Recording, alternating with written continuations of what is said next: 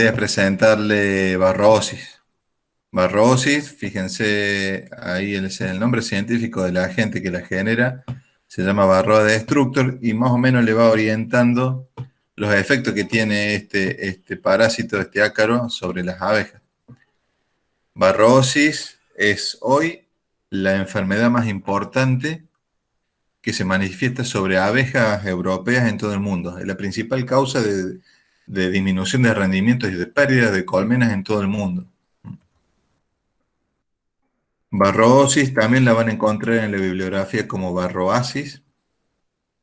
Es generada por un ectoparásito, ¿sí? Un ectoparásito obligado, Varroa destructor, cuyo principal daño lo, lo practica cuando succiona los cuerpos grasos de las abejas. Tiene la capacidad, por su aparato bucal, de lacerar la cutícula de la abeja y succionar los cuerpos grasos. Lo que figura ahí en esa aclaración de la publicación es que hasta el año pasado uno estaba muy habituado en afirmar que el daño que provocaba Varroa era la succión del hemolinfa. Bueno, esa publicación lo que hace es afirmar, ¿sí? o dejar bien en claro que lo que hace el ácaro en realidad es buscar los cuerpos grasos de las abejas, ¿sí? Y consumirlos. ¿Sí? Es una publicación bastante muy nueva de principios del año pasado, lo que nos obliga ahora a cambiar por ahí muchas veces el enfoque que le damos. ¿Sí? El ácaro no se alimenta aunque sí se alimenta del hemolinfa, pero lo que busca principalmente es los cuerpos grasos de la abeja. Como les dije recién, es la principal causa de muerte de abejas en todo el mundo. Y lo que quiero aclarar también es que si ven alguna publicación vieja, anterior al año 2000, el ácaro Varroa destructor estaba catalogado como Varroa jacobsoni, en honor a la persona que lo descubrió por primera vez sobre Apis. Pero bueno, se vio que hay varias especies de Varroa. Toda la bibliografía hace referencia a Varroa jacobsoni anterior al año 2000, pero se trata de Varroa destructor. Lo importante de esta enfermedad es su forma de dispersión que tuvo en todo el mundo, ¿sí? Fíjense, ese es el planiferio, y por primera vez Don Jacobson la detectan sobre la abeja asiática, sobre Apis cerana, en la isla de Java en 1904. Y en el año 64, 60 años después, es el primer registro, no es que no haya estado antes, pero es el primer registro del ácaro, ¿sí? De Varroa destructor sobre la abeja europea. ¿Sí? Ahí en esa región de Asia, lo que pasó es, por la transhumancia, la abeja europea, ¿sí? Comienza a convivir en la misma área con la abeja asiática, y este ácaro, ¿sí? Varroa destructor, es un parásito imperfecto de la abeja asiática. Es un parásito que vive en equilibrio con la abeja asiática, ¿sí? Ya vamos a ver por qué. Tiene cientos de años de ese equilibrio. Las dos especies conviven, tanto el ácaro como la abeja asiática, pero cuando se solapan estas áreas de producción, o estas áreas con la abeja europea y asiática, este ácaro salta, pasa a la abeja europea, donde encuentra otras condiciones distintas a la abeja asiática y empieza a tener un efecto muy, muy patogénico. ¿Esto cómo sigue? Fíjense, en muy poco tiempo los registros empiezan a aparecer en algunos países de lo que era en su momento la Unión de Repúblicas Socialistas Soviéticas, en Japón, en China, en India. Fíjense que en muy pocos años el avance de la enfermedad. En Bulgaria más o menos en la misma época, Rumania, en Alemania en los 70,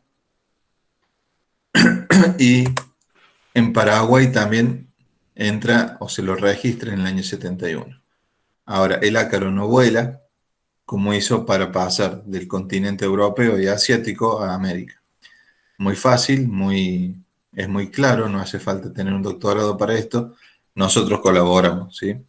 En Paraguay hay una colonia de japoneses muy importante donde, bueno, obviamente había apicultores. Apicultores japoneses de Paraguay importaron abejas se supone que importaron abejas desde Japón, donde venía el ácaro presente.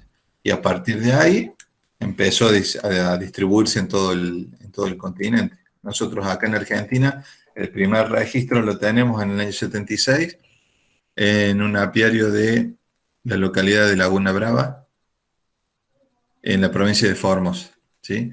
De Paraguay a Argentina no solamente nos separan los ríos, ¿sí? Pilcomayo, Paraná, por ahí, no. Y con las enjambrazones se supone que esas distancias son salvadas. Laguna Blanca, ingeniero, Laguna Blanca. Vale, otra vez. Bueno, Laguna Blanca, en la provincia de Formosa, a pocos kilómetros del Parque Nacional Río Pilcomayo. 2 puntos, sí. Entonces, en Argentina en el 76 y después así en todo el continente, ¿sí? Llegando a Estados Unidos en el 87, en México cerca de la época del Mundial también.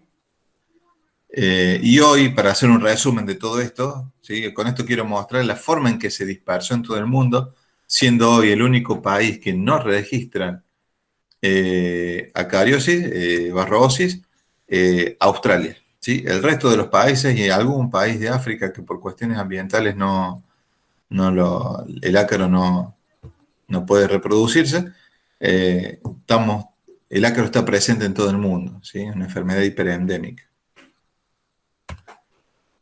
¿Qué diferencia hay entre los hospederos, entre la abeja asiática y la abeja europea? ¿Sí? Para que en la abeja asiática esté en equilibrio y por qué no en la abeja europea. ¿Sí? Apicerana es abeja asiática, Mellifera es europea, y en la abeja asiática este ácaro solo se reproduce, ¿sí? Recuerdan la clasificación de las enfermedades que afectan la cría, el adulto y el adulto, tanto el adulto como la cría. Bueno, Varroa es una enfermedad que afecta en los dos estados. ¿Sí? En el adulto tiene una fase de dispersión, pero se reproduce en las celdas. En la abeja asiática solamente se reproducen las celdas de zángano, y en la abeja europea ya vamos a ver que se reproduce tanto en obreras o zánganos. La abeja asiática también tiene un comportamiento de limpieza mucho mayor que la abeja europea. O sea, el ácaro es detectado por la abeja asiática, el que está sobre el cuerpo de la abeja, ¿sí? Y lo remueve, ¿sí? Los remueve del cuerpo, como así también tiene la capacidad de detectar los ácaros adentro de las celdas, ¿sí? Ya vamos a ver qué sucede. Cuando están los ácaros, como solamente se reproducen las celdas de zángano, y las abejas asiáticas detectan que hay ácaros adentro de la celda, no lo desoperculan, ¿sí? Esa es otra diferencia con la abeja asiática. El zángano, ¿sí? El comportamiento del zángano en la abeja asiática, o el comportamiento de la abeja asiática, hace que el zángano no nazca solo, sino que tenga que ser desoperculada su celda por las nodrizas.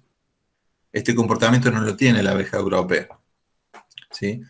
Ahí dice cocón, presenta estructura de diferencia. El cocón es como si tuviera un doble operculado, que no permite que el zángano, ¿sí? A través de sus piezas bucales pueda sacar el opérculo.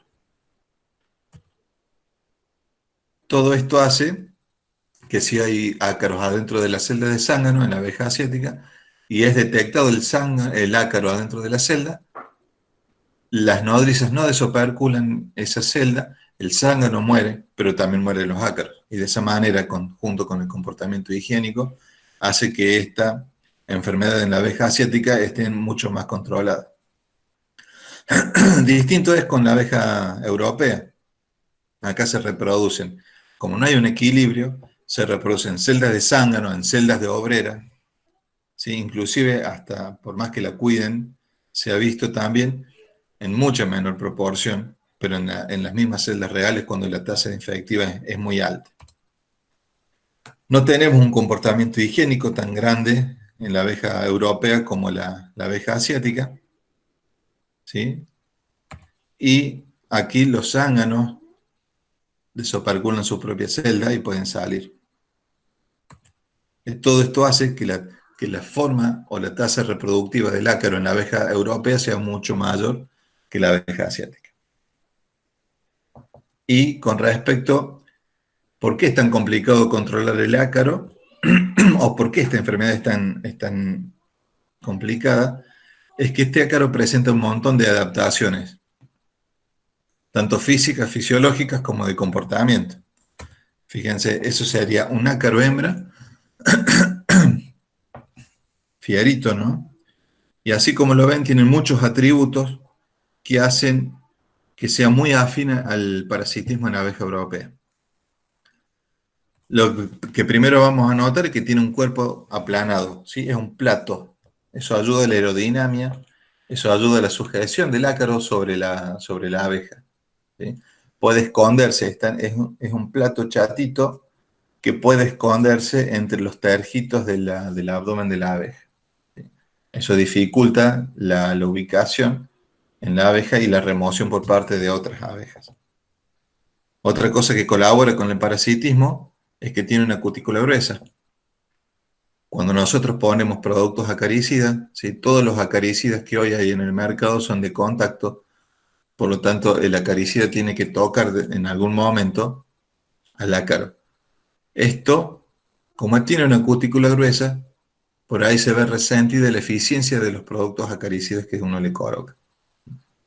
Y paralelamente con esto, también tiene un, entre comillas, camuflaje químico, porque su estructura molecular, la estructura molecular de la cutícula, es semejante a la estructura molecular de la cutícula de la abeja, lo que hace confundirse por ahí y que sea más difícil la detección por parte de las abejas que por ahí tienen la función de limpieza. Tiene muchos pelos especializados. El ácaro, por un lado, y no nos olvidemos también que la abeja está llena de pelos. Eso lo que hace es que sea mucho más complicada sea mucho más complicado separar el ácaro de la abeja, ¿sí? Es como si tuviera mucha mayor superficie de adhesión. Otra cosa que vamos a tener aquí es que tiene un peritrema muy especializado, está muy adaptado. Y el peritrema es, tómenlo ahora como una suerte de snorkel, forma parte del aparato respiratorio. Ya vamos a ver cuando usa ese snorkel. Tiene piezas bucales, acá sí vamos a hacer una diferencia, y no lo dije antes, bueno, ya vamos a ver alguna foto, que hay dimorfismo sexual. El macho y la hembra ácaro son distintos, y una de las diferencias que tiene desde el punto de vista anatómico es las piezas bucales. En el caso de la hembra, como la que vemos ahí, tiene el aparato bucal diseñado para romper la cutícula de la abeja y succionar los cuerpos grasos. En tanto que el macho tiene su aparato bucal adaptado para solamente la transferencia espermática. Y en cuanto a las patas, ¿sí? Todos los extremos de las patas tienen pulvilus, que no es otra cosa que una suerte de sopapa y gancho que ayudan más todavía a la adhesión y la sujeción del ácaro en la abeja. Esto desde el punto de vista anatómico y fisiológico. Lo que también tiene como una adaptación al parasitismo es el comportamiento. Y tiene que ver con parte de su ciclo ontogénico. Lo que observan ahí, fíjense en la foto, el número 5 y 6 serían el 6 sería el macho y el 5 sería la hembra ya adultos, ¿sí? Ahí se ve muy bien. Eso tiene, bueno, las dimensiones por ahí no tienen sentido porque ya ahora vamos a ver fotos donde ahí están sobre la abeja y ya van a ver el tamaño comparativo. Pero sí hay diferencia entre el macho y las hembras. Todo lo que nosotros podemos llegar a observar en las cólmenas es el número 5, ¿sí? Que son las hembras adultas en condiciones de multiplicarse o reproducirse.